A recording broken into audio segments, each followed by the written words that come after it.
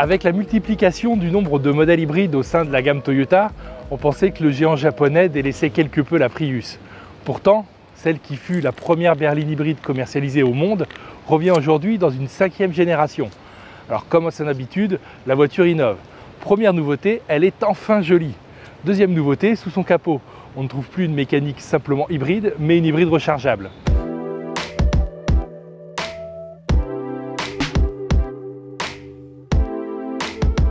Alors comme je vous le disais, effectivement la voiture est jolie. Même si les goûts et les couleurs, chacun jugera. Mais les designers ont fait un véritable effort. Désormais, terminé le profil un peu pâteau. La voiture affiche une vraie ligne de coupé 5 portes avec une ligne de toit beaucoup plus basse que par le passé. La face avant gagne également en caractère. On retrouve, comme sur la plupart des Toyota récentes, un éclairage de jour à LED sur 2 niveaux. Le design se distingue aussi par cet imposant bec qui vient coiffer le bouclier, qui participe à l'amélioration de l'aérodynamisme du véhicule. La voiture donc présente un profil plus bas que par le passé. Le bossage que l'on trouvait jusqu'à présent au-dessus des places avant disparaît. Sur les panneaux de porte, on trouve également un pli de carrosserie assez marqué qui remonte le long du passage de roue et vient mourir sur la partie arrière. Visuellement, ça accentue énormément le dynamisme du véhicule. Sur la partie arrière, terminer également les excentricités de la précédente génération. Le dessin des optiques est beaucoup plus classique. On retrouve l'inévitable bandeau de LED rouge qui court sur toute la largeur du véhicule. C'est un gimmick très apprécié par les constructeurs actuellement. L'arrière n'est d'ailleurs pas sans rappeler la Mirai, la voiture à hydrogène du groupe Toyota. La lunette arrière vient mourir le plus loin possible sur le haillon. Là encore, cela permet d'améliorer l'aérodynamisme.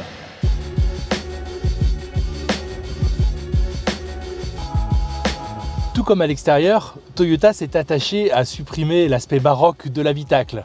Terminer la planche de bord avec la console centrale très proéminente, on retrouve désormais une tablette tactile au dessin aérien, c'est très classique, notamment chez la marque japonaise. On retrouve ici également le nouveau système multimédia du constructeur. La définition de l'écran est améliorée, la réactivité est également améliorée, même si les fonctions ne sont pas encore au top de ce que l'on peut trouver sur le marché, le plus est véritablement notable. Au-dessous, les ingénieurs ont eu la bonne idée de conserver de vraies touches pour la climatisation. Cela permet d'accéder directement au réglage de température, au réglage de siège chauffant. C'est beaucoup plus pratique que de passer par la tablette tactile. Au niveau du combiné d'instrumentation, terminer l'affichage central. Si le combiné est toujours en position haute, il se retrouve directement dans le champ de vision du conducteur. C'est une disposition que l'on retrouve chez Toyota sur le BZ4X, mais les mauvaises langues diront que l'idée a été piquée à Peugeot et à son iCockpit. En matière de qualité de fabrication, le progrès est également notable. La Prius est désormais dotée en grande partie de plastique moussé. Les assemblages ont été largement améliorés. On trouve même quelques inserts en plastique imitant le métal. Si la 5e génération de Prius a perdu quelques centimètres en longueur, elle en a en revanche gagné quelques-uns en matière d'empattement. Cela profite à l'espace alloué aux genoux des occupants de la banquette.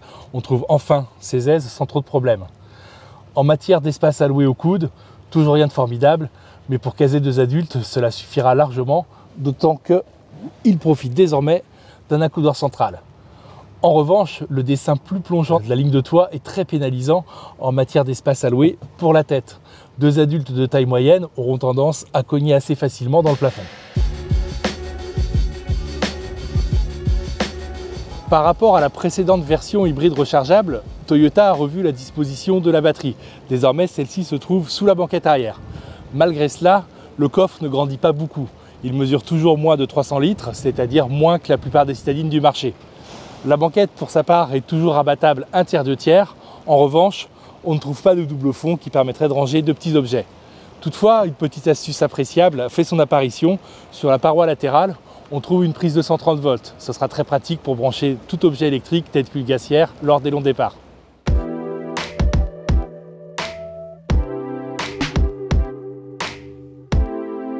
Pour nos premiers kilomètres au volant de la Prius, notre terrain de jeu, c'est le centre-ville de Hambourg. Sur ce terrain, la Prius est parfaitement dans son élément.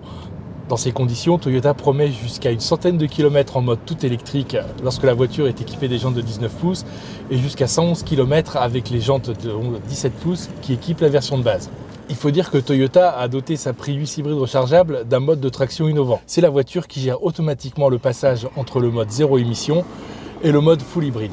D'après nos premières constatations, l'autonomie électrique annoncée est assez réaliste.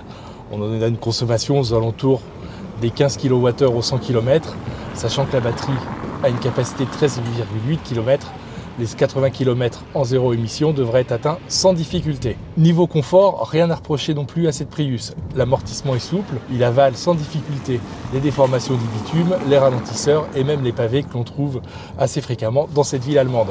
Autre point fort appréciable, le silence qui règne à bord. Il est quasi absolu, simplement perturbé par les nombreuses aides à la conduite qui ont tendance à biper un petit peu n'importe comment, n'importe quand. Mais le vrai terrain sur lequel on attend cette nouvelle Prius, c'est la route, voire l'autoroute. Dans ces conditions, les anciennes générations n'étaient pas franchement à leur aise, notamment à cause d'une transmission qui moulinait, qui patinait et qui se révélait très bruyante. Donc pour voir si les progrès sont notables, on va tout de suite s'éloigner des centres urbains et on va voir ce qu'elle a vraiment dans le ventre.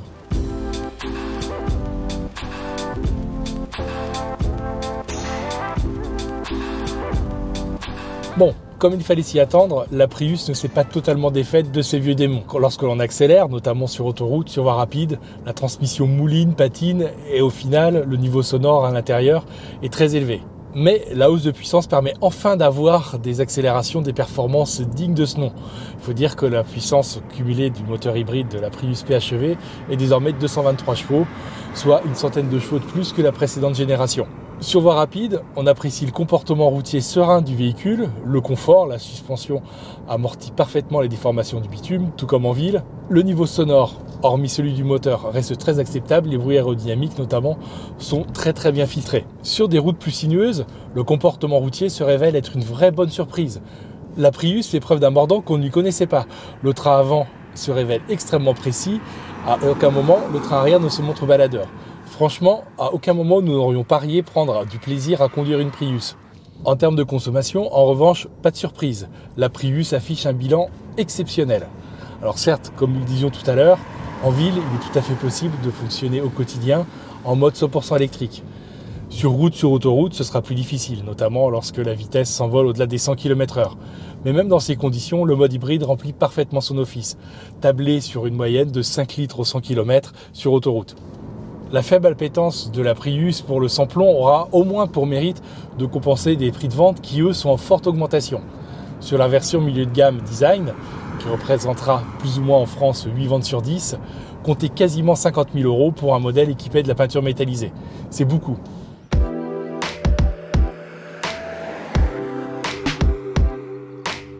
En 25 ans et 5 générations, la Prius a déjà très notablement évolué.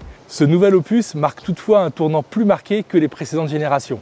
Tout d'abord, puisque mécaniquement, du moins sur le marché européen, elle abandonne la mécanique hybride traditionnelle pour un système rechargeable. Mais le plus impressionnant sur cette nouvelle génération, c'est qu'elle est enfin désirable. Agréable à conduire, plutôt jolie à regarder, c'est une Prius qui devrait enfin convaincre au-delà du cercle des seuls écolos convaincus.